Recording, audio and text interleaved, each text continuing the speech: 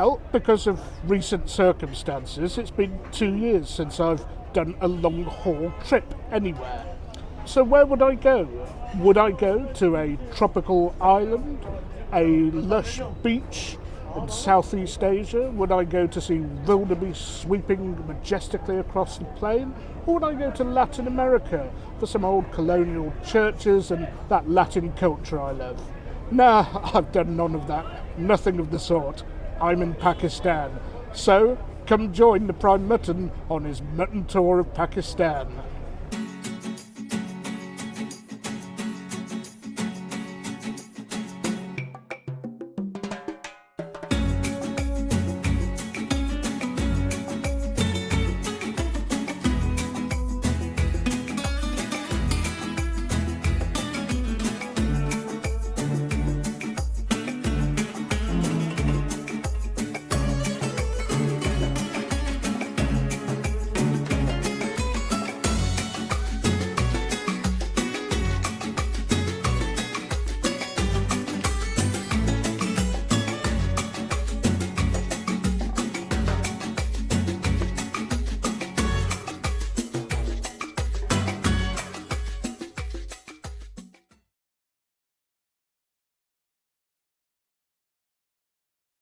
So Muttonistas, we start our tour of Pakistan in Karachi, and many of you will know that Pakistan has a particular food culture and a very, very distinct food all of its own.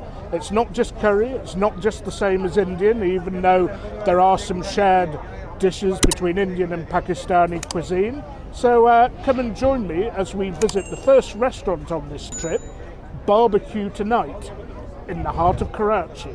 So, joining me tonight, my friend and fellow bridge player, Sarfaraz, a resident of Karachi, who's kindly taken me here tonight. And Sarfaraz is going to tell me a little bit about this restaurant, because I know nothing at all about it.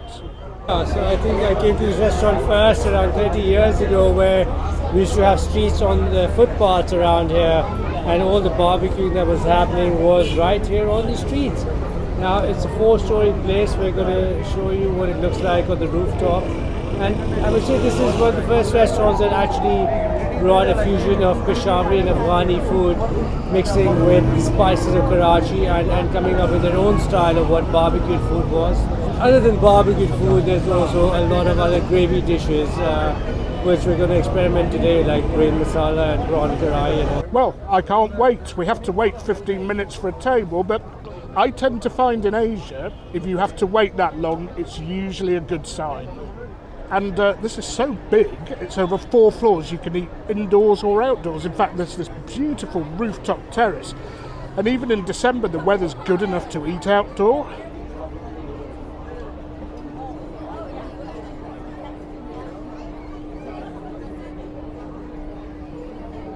So without me having to ask, this is what we're coming here for, the kebabs. I suppose the name BarBQ restaurant gave away a few clues.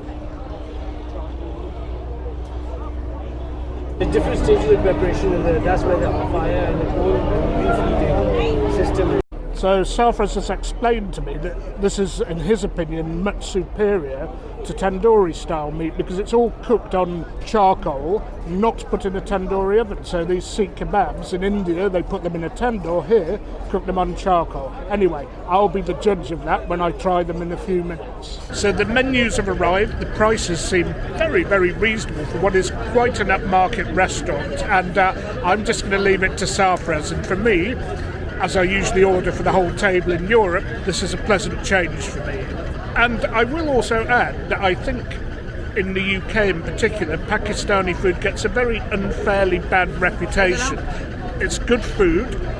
Some of it's similar to Indian, some of it's similar to Afghan, and some of it from its own influences.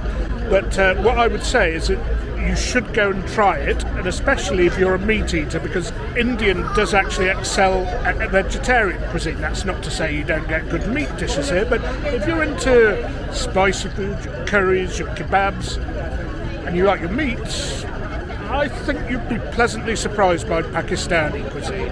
Okay, time to pan down, folks. Some of the food has arrived, and wow, does it look good. reshmi kebab, which is minced chicken. You might see that in the UK. We have a regular chicken kebab. We have a Malai chicken kebab, which is a milder marination involved in the preparation of. We have mutton BOTI, which is like a goat kebab, and we have mutton seek kebabs called gola kebabs. We have mutton ribs, which I believe are the house speciality, quite fatty but very tasty. We have dal, and we have something here which you might not all like, but I love it, which is brains masala, often called magaz, I believe. And of course we have plenty of bread. The mixed kebab is on a Kandahari naan. We have a paratha, and we have a garlic naan with some coriander on top of it. So, never having had a Kandahari naan before, I'm going to try some of that with some of the meat and tell you exactly how it tastes. Okay, so I know the local custom is to grab a piece of bread and pick it up with the bread, but I'm not local and I'm not used to that. There'll be times on this trip when I have to, but for now, I'll use a knife and fork and have a bit of bread. So I'm going to start off with the reshmi, which is the minced chicken. Something you can get in the UK, but it's often overlooked. So let's see if this is any good. Yeah. Next up, the chicken malai kebab, which if you like a mild marination, is probably the kebab for you. That is outstanding. That is much, much better than I'm used to, I have to say. And whilst often I find the gravies that you get in the UK can stand up to the quality of the gravies you get in South Asia, I have to say, when it comes to kebabs, if you'll excuse the pun, it literally is different gravy. And the paratha is not actually what I was expecting. It's like a deep-fried crisp bread, similar to a batura, I think, if you've ever had one of those.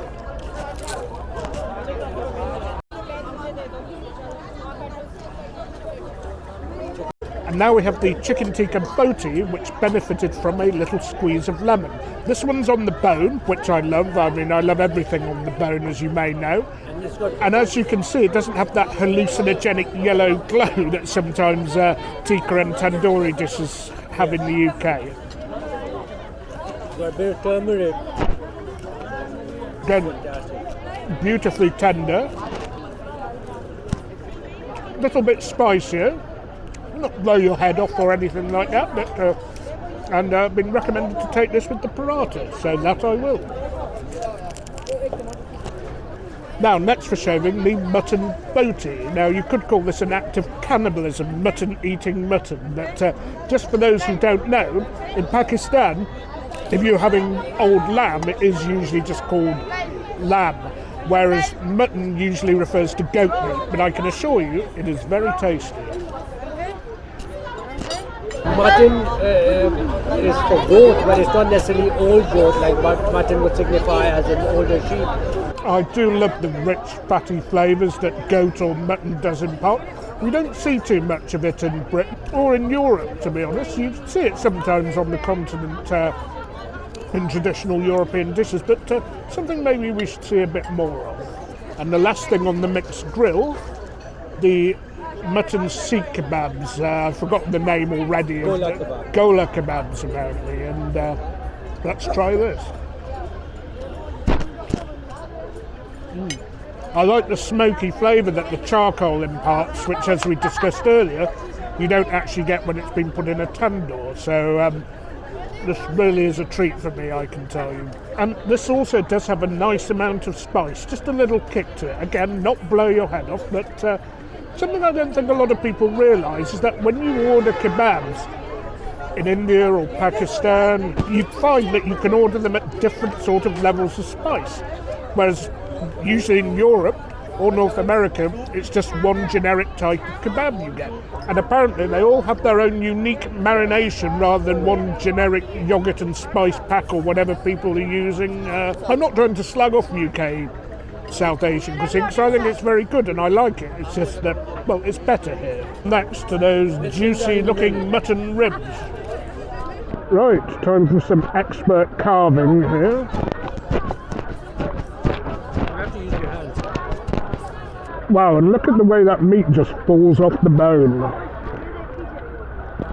So here we are, the mutton rib. Apparently it's not going to be too spicy, this. Well, let's see. Rich, tender, quite fatty, I warn you if you have a bee in your bonnet about that. I think that is delicious. Such a great meaty flavour. I'd love to be having a glass of red wine with it, but unfortunately Pakistan is a semi-dry country, so we'll be sticking to the H2O, unfortunately. So again, just look at the way it just falls off the bone so easily. Texture as smooth as a baby's bottom, if I say so. And with this, a bit of garlic naan. And whilst I say it's not so spicy, there is something to it. I mean, it is marinated and there is some spice. Actually, I'm finding it has a spicy finish each bite, so a little bit of a pleasant surprise at the end. So a quick close-up.